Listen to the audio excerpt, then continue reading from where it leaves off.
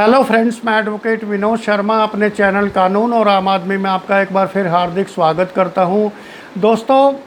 IPC के section 304 ए यानी कि कॉजिंग डेथ बाय नेग्लिजेंस पर माननीय सुप्रीम कोर्ट का एक बहुत ही ताज़ा और महत्वपूर्ण जजमेंट आया है, जो मैं इस वीडियो में आपके साथ शेयर करूंगा। दोस्तों, जैसा कि आपको पता है कि जो 304 ए है सेक्शन, वो आमतौर पर रोड एक्सीडेंट के केसेस में लगाई जाती है, जहां पर विक्टिम की डेथ हो जाती है। लेकिन कई बार जो है दूसरे नेग्लिजेंट एक्ट्स में भी जो है इस धारा का प्रयोग किया जाता है और इसके तहत पनिशमेंट दी जाती है। तो दोस्तों, क्या पूरा केस है जो माननीय सुप्रीम कोर्ट ने ये जजमेंट दिया है, ये पूरे फैक्ट्स आपको मैं इसमें वीडियो में बताने जा रहा हूं। तो दोस्तों, वीडियो शुरू करने से पहले मेरी आपसे हम्बल रिक्वेस्ट है कि आप मेरे चैनल को सब्सक्राइब करें, वीडियोस को लाइक करें, शेयर करें और बेल आइकॉन का बटन भी ज़रूर प्रेस करें, ताकि आने वाली वीडियोस के नोटिफिकेशन आपको उसी वक्त मिलते रहें। तो दोस्तों, वीडियो शुरू करते हैं। सेक्शन 304 ए यानी कि कॉजिंग डेथ बाय नेग्लिजेंस पर माननीय सुप्रीम कोर्ट का एक ताज़ा और महत्वपूर्ण जजमेंट है। क्रिमिनल अपील नंबर 900 ऑफ 2019 की, और केस का टाइटल है Nanjundappa and others versus state of Karnataka. और इसमें जो बेंच था ऑनेबल चीफ जस्टिस का, honourable chief justice of India NV Ramana, justice honourable mister justice Krishna Murari and honourable mister justice Hima Kohli की बेंच ने यह जजमेंट दिया है। तो दोस्तों, ये पूरा केस के जो फैक्ट्स हैं वो पहले मैं आपको बताता हूं कि जो ये अपील फाइल की गई थी माननीय सुप्रीम कोर्ट में कर्नाटका हाई कोर्ट के जजमेंट के अगेंस्ट, जो 7/2/2017 की जजमेंट थी, जो बेंगलुरु बेंच ने दी थी माननीय हाई कोर्ट के, dismissing the petition filed by the appellant. जो एपेलेंट की जो पिटीशन थी उसको डिसमिस किया था माननीय हाई कोर्ट ने। The high court had confirmed the judgment and order of trial court and the first appellate court convicting the appellants under section 304A read with section 34 of IPC। तो इसमें जो माननीय Karnataka high court ने trial court और first appellate court के फैसले को confirm किया गया था, जिसके तहत एपेलेंट्स को सेक्शन 304A और सेक्शन 34 के तहत उनको 1 साल की सज़ा का जो है प्रदान की गई थी, कन्विक्शन दी गई थी, and A penalty of ₹3000 each, और 3,000 रुपये का जुर्माना इसमें लगाया गया था। इसमें दोस्तों 2 एपेलेंट्स हैं, यानी कि जो 2 अक्यूज्ड हैं जिनको सेंटेंस हुई थी ट्रायल कोर्ट के द्वारा और जिसे माननीय हाई कोर्ट ने कन्फर्म किया। अब केस के फैक्ट्स आपको मैं बताता हूँ कि 21/11/2003 को दोपहर में करीब 1 बजे एक व्यक्ति, उदय शंकर उनका नाम होता है, he was watching TV in his house, अपने घर में टीवी देख रहे थे बैठ के। When there was a sudden sound in the television set, और टेलीविज़न सेट में अचानक से एक आवाज़ आई, धमाका हुआ। Noticing the sound the deceased got up to separate the dish wire, TV connection and telephone wire which were entwined together। और जब ये थोड़ा आवाज़ आई, धमाका हुआ, तो जो इसमें जो व्यक्ति थे उदय शंकर, वो उठे और उन्होंने अपना टीवी की तार, जो टीवी का कनेक्शन था, टेलीफोन की तार और डिश की तार, उनको अलग करने की कोशिश की, क्योंकि वो आपस में जो है इकट्ठी हुई थी सभी तारें। और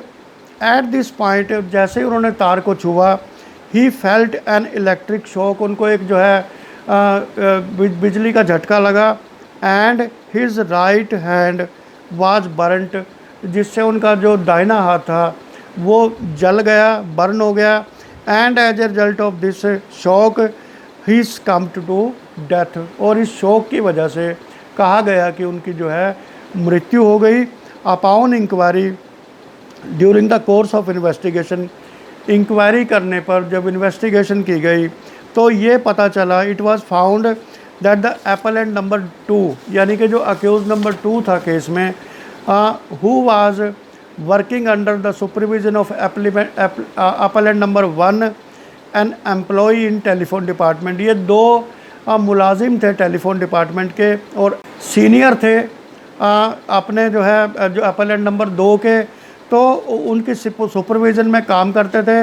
and while on the DP pole, और जब वो डीपी पोल पर काम कर रहा था appellant number 2 pulled the telephone wire, उन्होंने जो है टेलीफोन की वायर अलेजिडली खींच ली। At that time there was a sound in the TV, जिसकी वजह से टीवी में साउंड की आवाज़ आई, साउंड आया।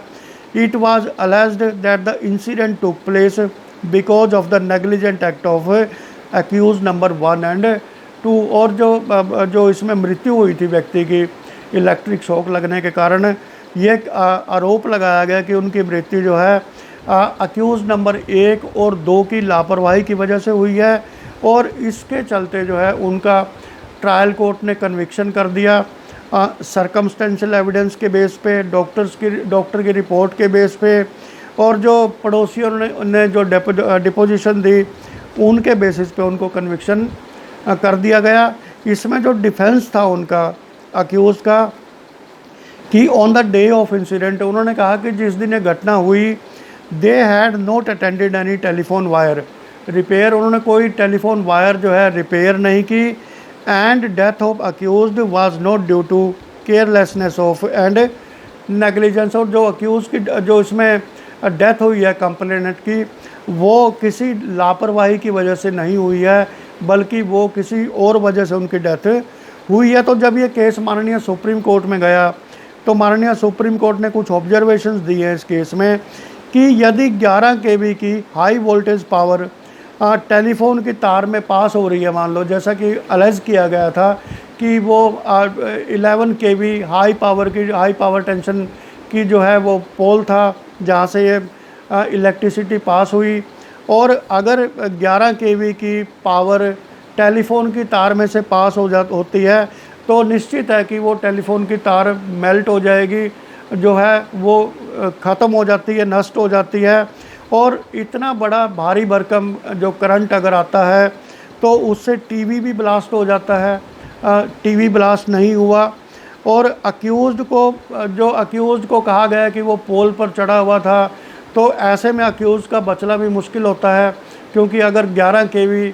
हाई टेंशन पावर पास होती है या उसका करंट लगता है तो ऐसे में अक्यूज़ का बचना भी मुश्किल था। लेकिन उसको कोई ज़्यादा हानि नहीं हुई थी इस केस में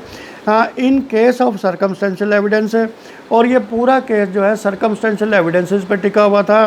तो माननीय कोर्ट ने कहा है कि सर्कमस्टेंशियल एविडेंस के केस में there is a risk of jumping to conclusion in haste, कि जो है बड़ी जल्दी में कंक्लूजन पर पहुंच जाते हैं सर्कमस्टेंशियल एविडेंस के केस में। And guilt should be reasonable, लेकिन जो गिल्ट है, जो अपराध है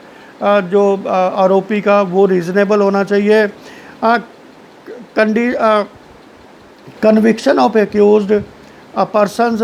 सीम होली अनजस्टिफाइड, कि इस केस में जो कन्विक्शन किया गया अक्यूज़ का, अक्यूज़ नंबर 1 और 2 का, वो पूरी तरह से अनजस्टिफाइड है against the weight of the evidence adduced. जो फाइल पर जो एविडेंस मौजूद है उसको देखते हुए उनका जो कन्विक्शन है वो टोटली अनजस्टिफाइड है। For bringing home the guilt of accused, माननीय सुप्रीम कोर्ट ने कहा है कि अक्यूज़ का गिल्ट प्रूव करने के लिए prosecution has to firstly prove negligence, कि सबसे पहले प्रोसिक्यूशन को नेग्लिजेंस प्रूव करनी पड़ेगी कि हाँ वाकई में लापरवाही हुई है, और फिर उस लापरवाही से किसी व्यक्ति की मृत्यु अगर हो गई है वो भी साबित करना पड़ता है, और जिसकी वजह से उनकी मृत्यु हुई लापरवाही की वजह से, ये साबित करने के बाद ही जो है अक्यूज़ को सज़ा दी जा सकती है। और इस केस में कोई आई विटनेसेस नहीं थे, इसलिए माननीय सुप्रीम कोर्ट ने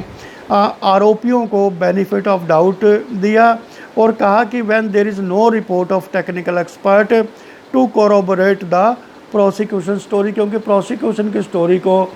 कोरोबोरेट करने के लिए कोई भी टेक्निकल एक्सपर्ट की रिपोर्ट यहाँ पे नहीं है। इसलिए जो आरोपी थे इसमें यानी कि जो अपेलेंट है इस केस में, उनको जो है बेनिफिट ऑफ डाउट दिया और उनको जो है एक्विट कर दिया और माननीय कर्नाटका हाई कोर्ट की जजमेंट को सेटिसाइड किया इस केस में। तो दोस्तों 304A में माननीय सुप्रीम कोर्ट का ये महत्वपूर्ण फैसला है जो एक व्यवस्था कायम करेगा कि सर्कमस्टेंशियल एविडेंसेस के बेसिस पे अगर किसी को कन्विक्ट किया जाता है तो उसमें जो है चेन ऑफ सर्कमस्टेंसेस वो कंप्लीट होना चाहिए और उसके साथ साथ जो है प्रोसिक्यूशन को पैकेबली ये चीज़ प्रूव करनी है कि नेग्लिजेंट एक्ट की वजह से किसी व्यक्ति की मृत्यु हुई है। तो दोस्तों आज की वीडियो में इतना ही, मिलता हूँ एक नई वीडियो के साथ, तब तक धन्यवाद।